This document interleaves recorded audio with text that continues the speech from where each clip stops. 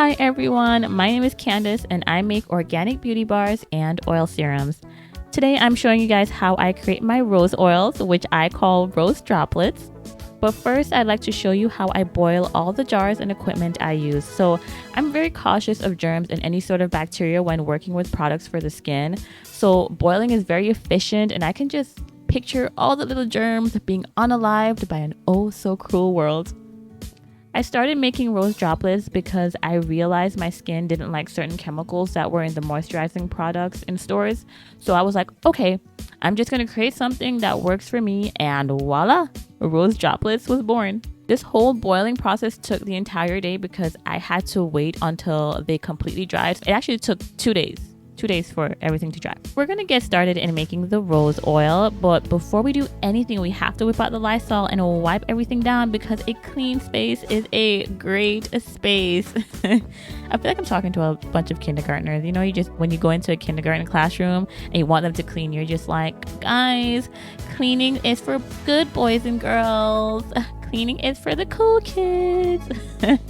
All right, let's rewind so I can explain to you what I was showing you there. Sounds like a good idea? Yeah, let's do it. Run it back. So this is everything I'll be using to create rose droplets. We have the dropper bottle and the suction tube that helps me to easily insert the oil into the jar.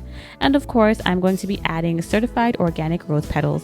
Now in this jar, I've already poured in the sweet almond oil, olive oil, and vitamin E oil, which are all good for the skin. All you're going to see me add in this video is the jojoba oil and the rose hip oil. Here's the jojoba oil, which is good for balancing oil production for the skin, soothes inflammation and redness, and reduces the appearance of fine lines and wrinkles. And my favorite I'm adding now, which is the rose hip oil, which brightens and evens skin tone, fades scars, and deeply hydrates. Now I'm mixing everything up and get to the fun part for me, which is adding rose petals and the oils into the dropper bottle.